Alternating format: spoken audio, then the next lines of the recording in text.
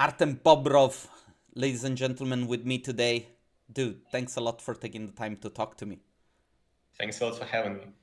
Like to me, you are the definition of the artist, art director, full creative all around. Like, just look at the camera that you have. Like, mine looks like I am a This is my 65 years old grandpa on Zoom trying to talk to his nephew. And Yeah, look at and you. I haven't even showed you the best part. D2 for life.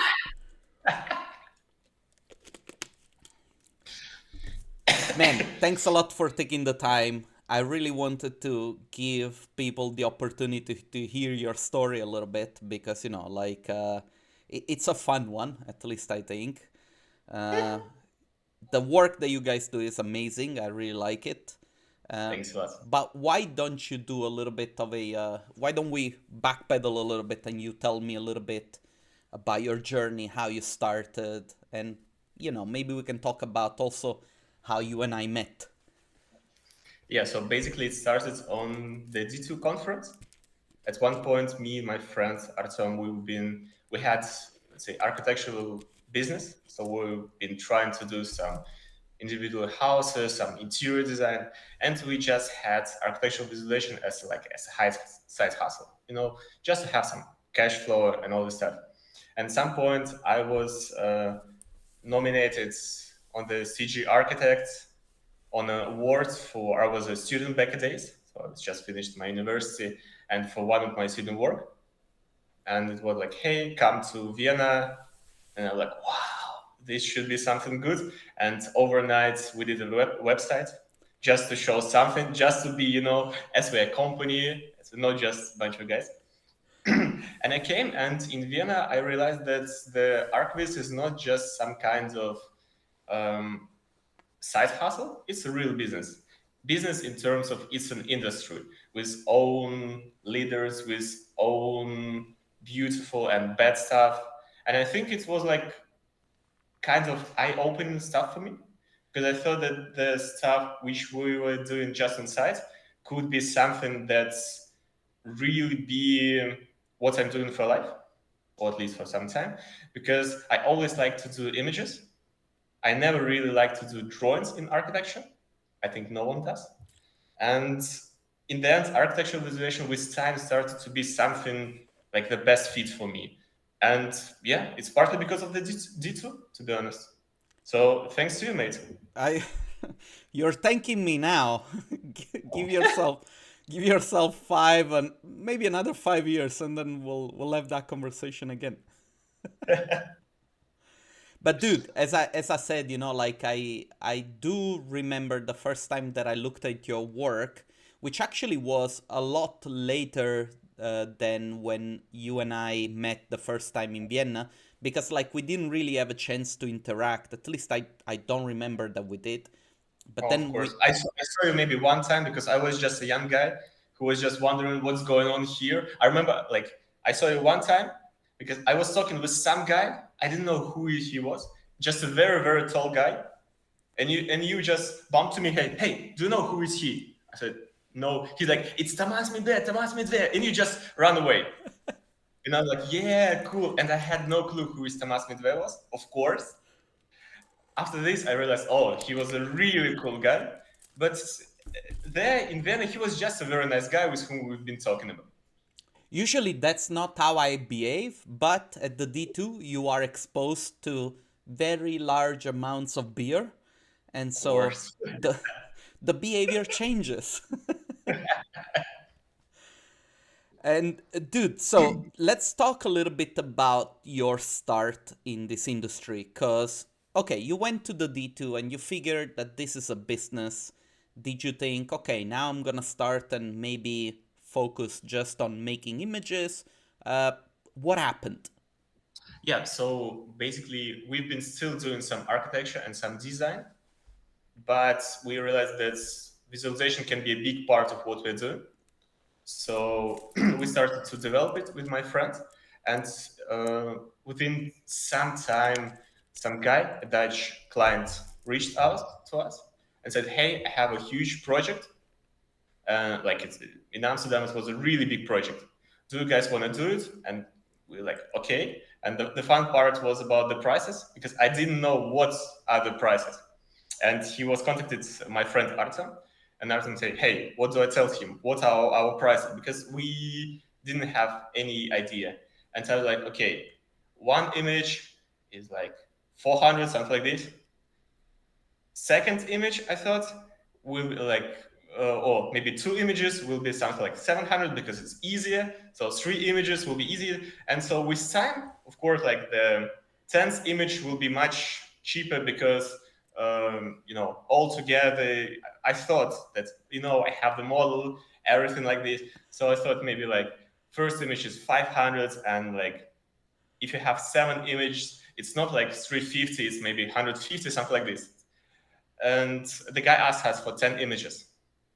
So I thought this is the prices. I sent to Arson, and he didn't realize what I was meaning. He saw that one image is 5, second image is 8, and so it was growing up exponentially.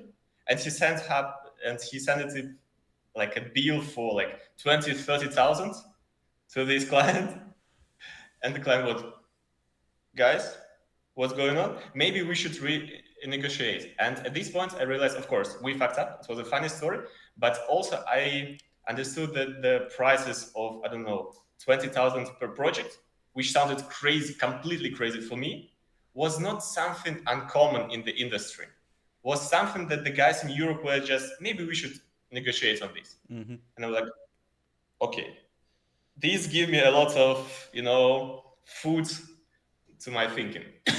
And after we did a few rounds of this project, the guy said that the end client was very happy.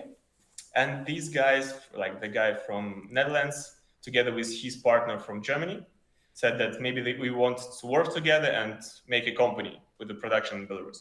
And that's basically how we started our first company, Vero. Uh, with time, my friend Artem left because he went to do just fully architecture, and he wanted to really focus on design. And I stayed to do architecture visualization. Okay, so uh, let's talk a little bit about the first stages of you creating this Vero company. What were some of the challenges and what were some of the things that you had to learn and figure out on your own? Because this is one thing that I've understood about you and that I think it's very funny in a way. You had to figure out everything on your own, even though there were other companies doing stuff, but you Yeah, did everything by yourself. it was 2015, 16, I think. And we never really had any references. I never knew people. Now I know a lot of people who had the same type of business like me. So I can ask questions, they can ask questions. Back days, we didn't have much. And also on this post-Soviet area, there were not so much companies. It was like, Submarina in Lviv, like Taras and Matsola guys, but not so much people whom I asked. But of course, I had the benefit that I was doing art direction and my partners. I was not doing it alone. Like my Dutch partner and my German partner, they were uh, from the, let's say, business guys, so they knew parts of how to do the business. So I could learn a lot from them. And they were taking over all the sales, and I was basically just creating an office with the production, just hiring people, creating a workflow.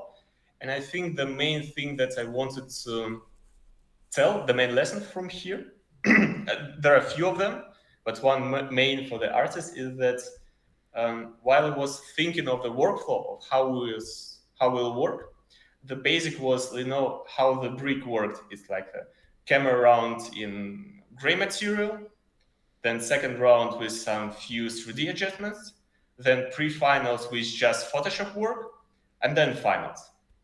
And this was basically the standard for the industry, I think. It's just how everyone works, like gray material, 3D changes, Photoshop work, final. And I thought it's a great idea, but with time I realized that this is not the workflow we wanted, because this workflow is how to go from point A to point B in the shortest amount of time. And I realized that the best workflow is not how to go from point A to point B, but from how to find out at point A where is the point B. Because in reality, client and even you don't know where the point B is. You start the image and it's a creative process. And you just go here, okay, maybe we are not going in the right direction, maybe we need to readjust, and here. So your idea is to find out where you want to go and to help to find out it to a client. And this was one of the basic things that we are still doing. That I'm believing that the flexibility in the project is a key to success. Um, can you give me a very practical example of how you do this? How do you discover where point B is? Well, basically, from the very beginning, we never do like gray material. We always do, even first drafts, we do, let's say, clients ask us for 3, 4 images. We prepare around 10 images, all with materials, all with lights, because I believe that the light, material, and camera always work together. In the end, is when you have a house from a black brick, and it's in white material, everything is light and happy. And on second draft, when clients see it with the materials, you have it all dark. He's like, "What's going on? This is not what I imagined." And for you, it might be obvious, but of course, for him, not. He's not an expert. She. So basically, we do always around with the full materials. The materials might be raw. The assets might be, let's say, raw. But the idea of the image is always there from the first draft. And what we're trying to do sometimes, if the 2D element is playing a huge part in the story, we're also trying to implement it even in a raw way in the first draft. You And mean some clients, like silhouettes or sometimes what we're doing, for example, is to find some good cutouts on Shutterstock.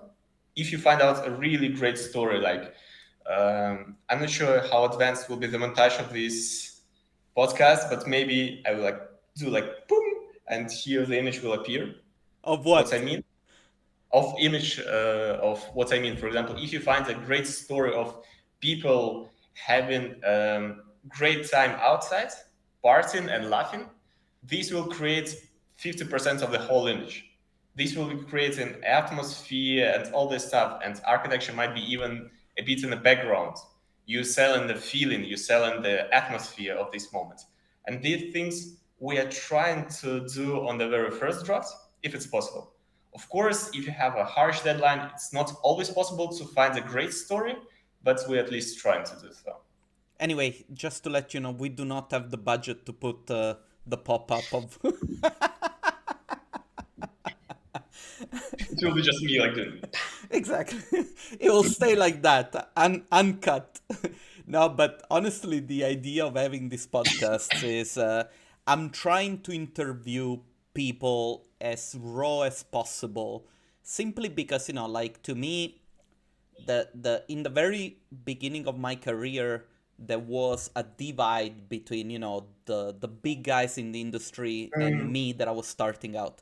And one idea that we have at the D2 is that we want to show to anyone who's interested being part of this community that there really isn't any sort of like divide, right?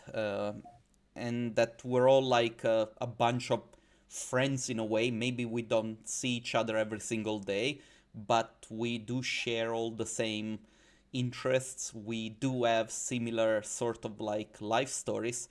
And eventually, what happens is that by putting out there the fact that we went through a certain type of struggle, that people feel a little less lonely when thinking about their own journey, right? I think, yeah, you're right. Basically, it's what was I saying when I said that I spoke with Tamas, who was at this point, who was one of the biggest guy in the industry. Yeah. And I was just speaking with the guy. And of course, yeah, that's great. You're doing great stuff, guys. Shout out to you. Tamas is a really amazing guy, super nice guy, uh, and extremely tall. Extremely tall. I was looking like Yeah, exactly. It's like we have a bunch of pictures of us guys together with him, and his face is not in the picture. But anyway, I wanted to ask you because I interrupted you before you were able to finish, but like what was the biggest lesson that you've learned working with the guys at Vero? So this was the first lesson of creating a workflow in a way that you should be flexible. And this is about the work. I think this is the best part because rest things about the production are not so crucial. You can always find out how to do nice, I don't know, wood material. It's not crucial. It's all about the workflow. And then, of course, my personal advice is that you should be careful with the papers because, as you know, me and my partner also left Vero a few years ago, and we started our new company, SQR, and I think we're doing quite well because we have the great experience.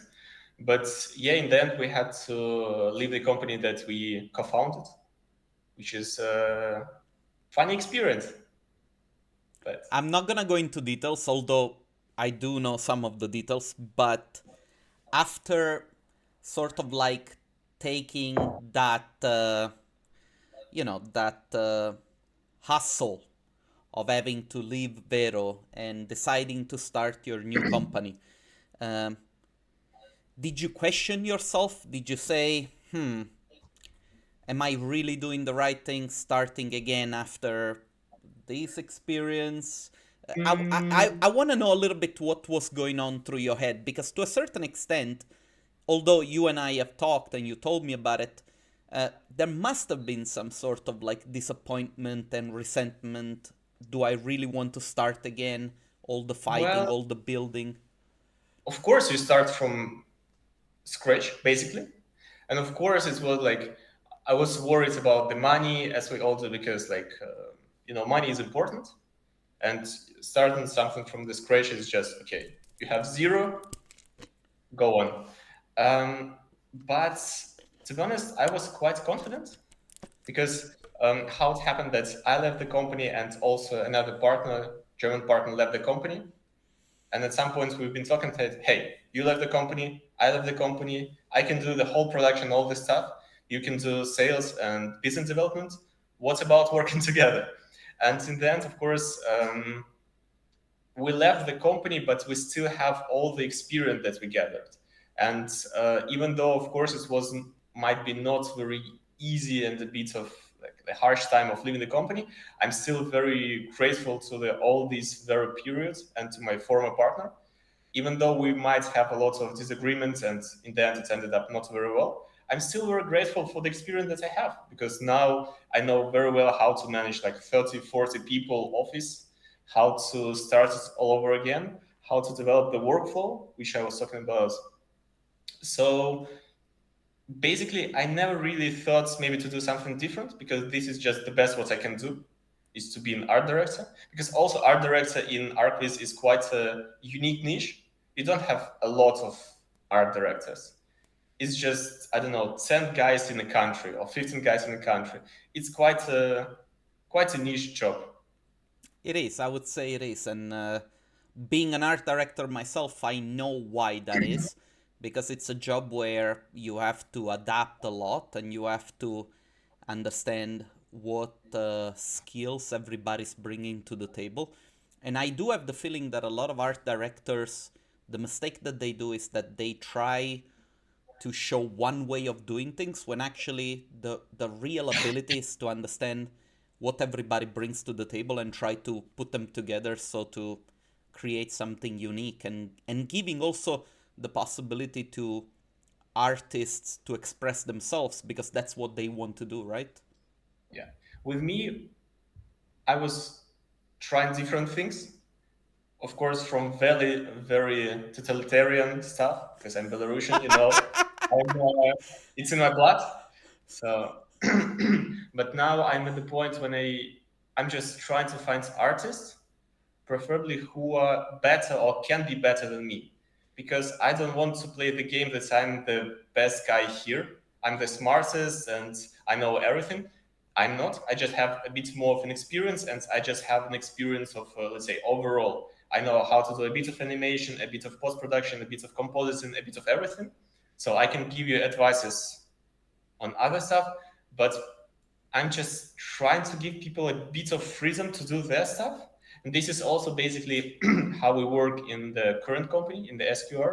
We work online with people, and I'm just trying to find online the best guys which I like, with whom I really just want to work, and we work with them. So Tell me a little bit about that because like there is a lot of interesting stuff that you just shared with me. First of all, having a company which is online and a lot of people working in remote. A few years back, everybody thought it was impossible, but uh, it is. Um, how do you manage the workflow? Like, can you give me some practical examples of how you structure the work between people, who does what, and what is the process, of when the project comes in and you have to produce it? How do you distribute it? How do you manage, all this talent? I know that this is a lot of questions, but keep talking but and I will maybe. answer them all. um, I had the luxury because I started this new company already after the first wave of COVID. It was the very, very beginning of 2021. So I had an experience of managing office online because in my previous company, we had to move out of office. We had to invent something to online work. And now we changed a lot from this idea, but still, like, I don't have a fear of managing people online, because I realized that for a lot of people it's much more, let's say, natural way of working, that they do their own stuff in their own conditions, how they want. So basically how it worked with us, that we on each project we have art director, we have project manager, we have preferably a team lead if possible. And we have, of course, like my partner Nicholas, he's, let's say, a bit on the client side. He's doing like account management job. He's just, keeping the relationship. Sometimes he's checking the project, talking with people. Hey, how are you? Stuff like this. And then we have a team of artists. So basically, when the project comes, I know we already have, let's say, a pool of artists with whom we constantly work, and I know which artists will fit. I know which artists are busy, which are not. And I just contact guys, say, hey, here's a new project, we start. And then it will be in the project 3 to 4 artists, project manager who talks with the clients and distributes, art director who helps with the overall art direction, and team lead who is just, let's say, helping with the overall technical questions and overall feeling of Details the and everything. details. It's very much the same at Elephant Skin, and it's interesting to me because I do consider Elephant Skin to be one of the new bloods, so to say, companies, and so it's funny to see how self-assessing sometimes these things can be, right? When you have an issue and the issue is how do you make it work online with clients that might be requesting a lot of changes and might requesting also your support not only as a visualizer but also as a designer, like Yeah. that they. And so how important it is to have not only an art director but also somebody that is on top of the project that knows the ins and outs, a client manager. And it's funny because we do things very similar in our company. And And I think, yeah, of course, how you're doing, guys, is great. You are huge.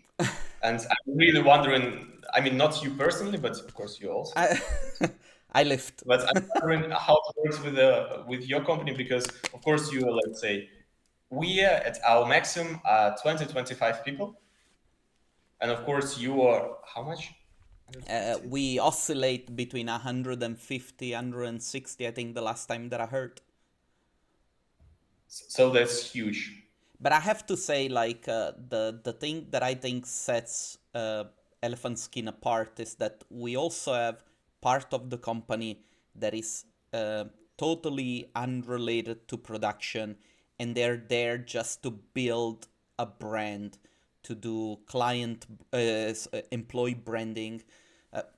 This is not an interview about Elephant Skin, but we do have those people that help us with any sort of like issue that we might have, because one of the big things that we talk about nowadays is mental health.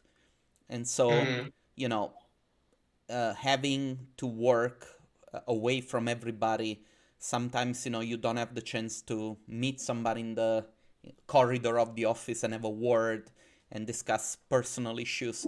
So you're doing this on your own. Is there a way for us to find virtually one way to make you feel less lonely, to ease a little bit of the pressure? Because that's also the beautiful thing of going to an office. um, and so there are all these open questions that Elephant Skin is trying to address.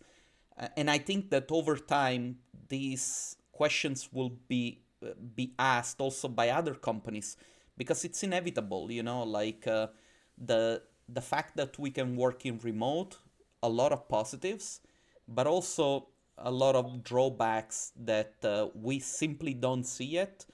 Maybe 2 or 3 years down the line they will be more visible and also understandable for those who don't work in remote. Hmm. But anyway, sorry, this was a small parenthesis.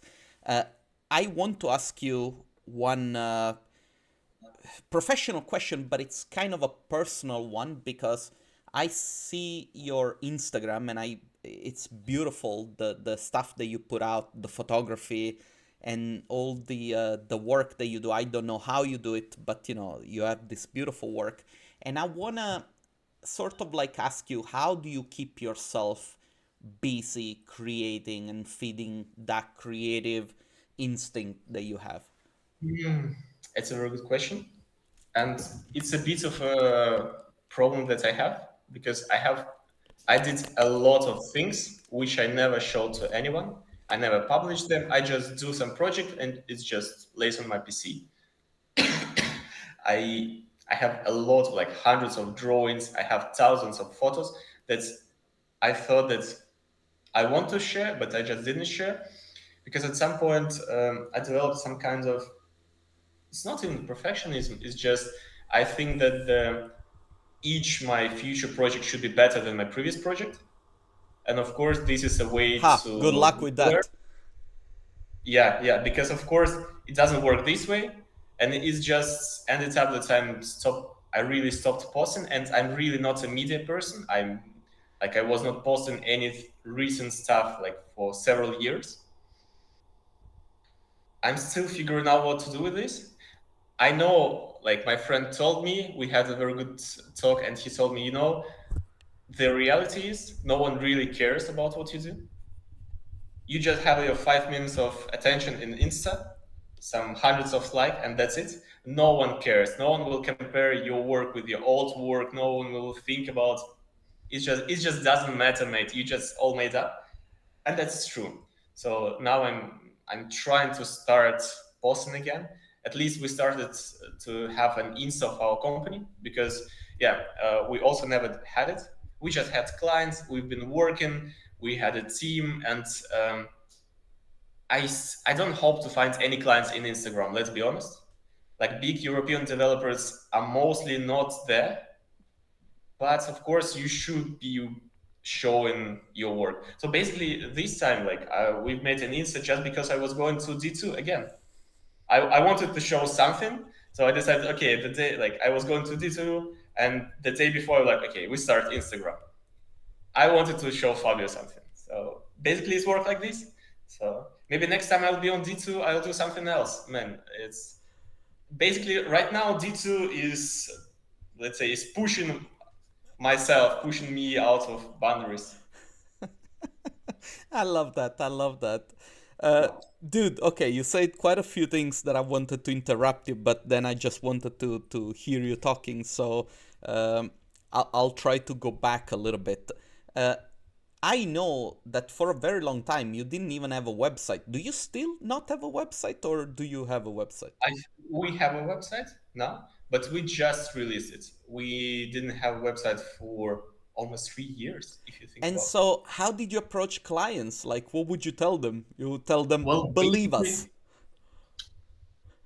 I do not recommend anyone what we did. because it's just stupid.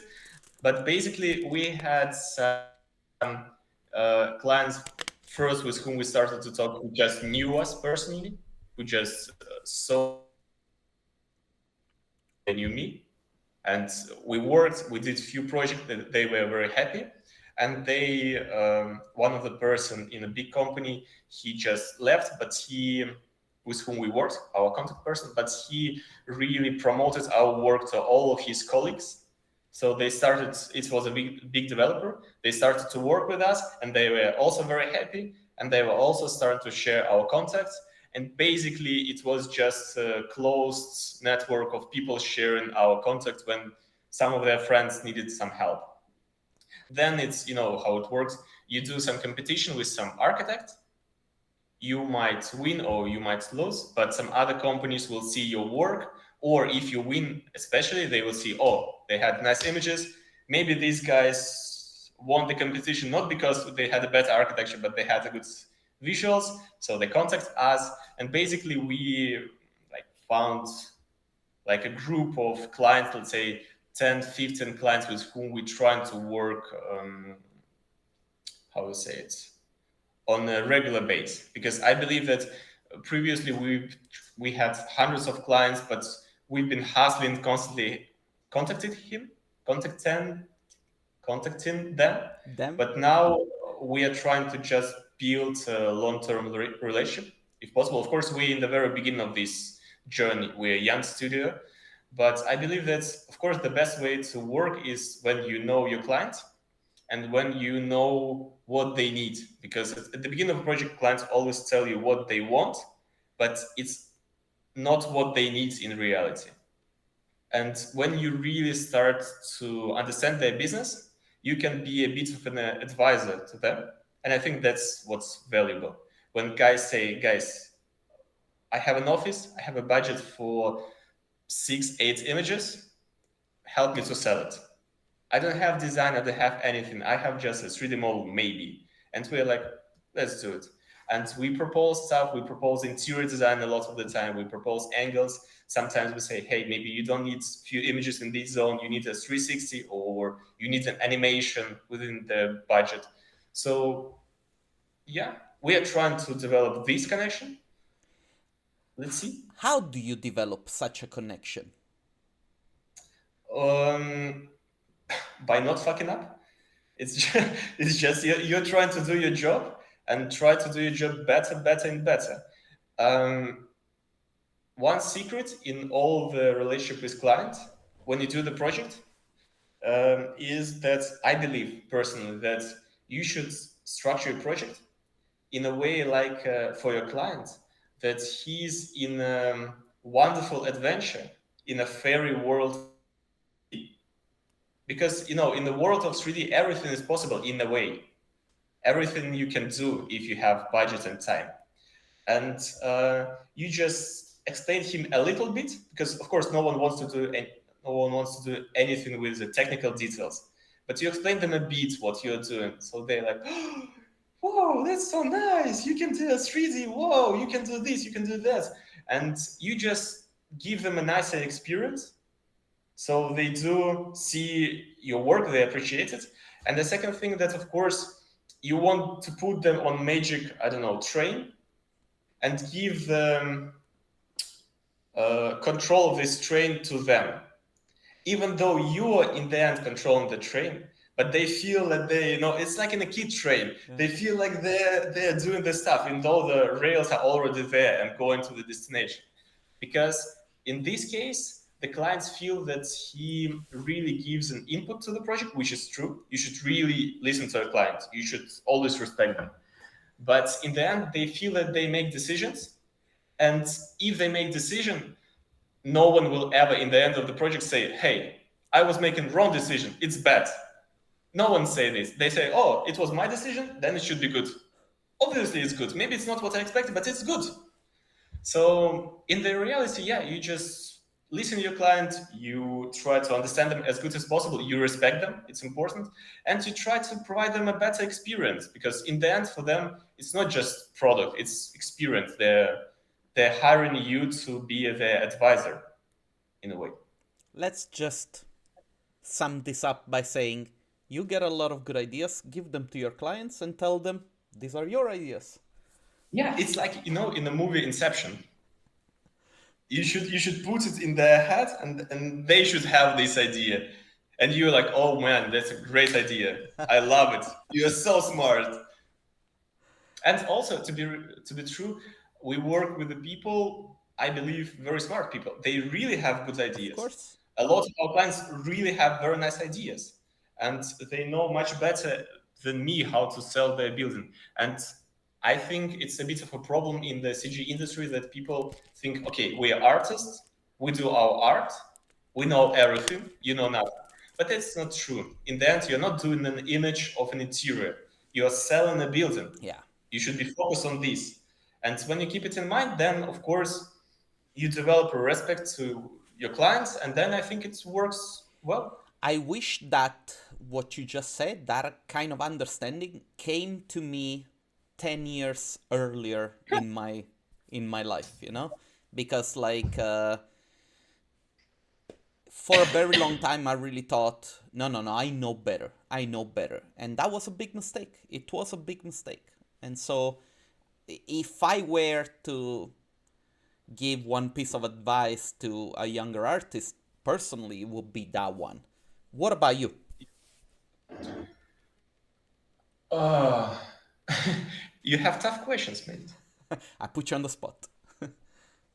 I think for the younger artists, you should, first of all, you should think what you want to do.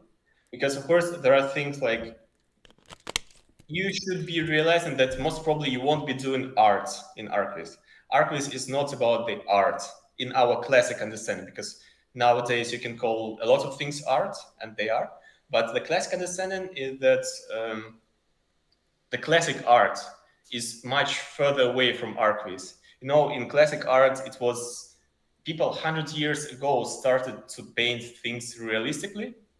They moved forward. Now, like if it's shadow, it's just blue, or the shapes are very abstract. And now in Archviz, we're still at the point when you make a realistic wood material, everyone is like, yeah, well done, mate. So we are not art in this way. You can be doing art, and some studios, I think, are doing art, but 95%, 99% of studios are doing service, and which is great. You should be just proud of your work, and you should not think that you are some kind of artist who and people don't understand you. Most probably you just do not understand the world, and you need to really learn how to work with clients, how to develop your own skills, and see yourself as a business. Because a lot of people, I think, as a young artist, my main problem with that, I didn't know how to work. For example, if you have 3 days to accomplish something, and this task realistically needs 1 day, I will still use all 3 days. Mm. Now, if I just try to use as much time as this task really needs, and the rest of the time I put in myself, in development, in my family, I don't know, in beautiful stuff. And second thing is how to price things. I really didn't know how to price myself, how to price everything, because you're not getting paid by hours usually in this industry. You're getting paid by images, or by, I don't know, video, or by product. And you just need to think, okay, how I want to earn, then divide it per month, then divide it by 22 days, and this is your day earnings. Then on top, you should add a bit of taxes for development and for software. You're good. That's basically it. Artem, I have a yes or no question, and please answer it as a yes or no question. Are you afraid of AI? No. Good. Boy, this was a fantastic interview. I loved talking to you. It's always a pleasure, those few times that we got a chance to meet and hang out. I think you have an incredible energy. I actually love talking to you. You're an amazing person, very inspiring. Also, your personal story, we did not get into it. But maybe in the future, who knows, there'll be a Who knows, chance mate? Who knows? there'll be a chance to hear more about you and about your journey and everything. I don't know. I don't know. Dude, I'm gonna stop the recording. Thanks a lot Thank you for so much for having doing me, Nate. this. It was a pleasure. And, in a couple of weeks, I'm gonna be back. I'll hit you up and we'll go and have some ramen, okay? That will be very nice.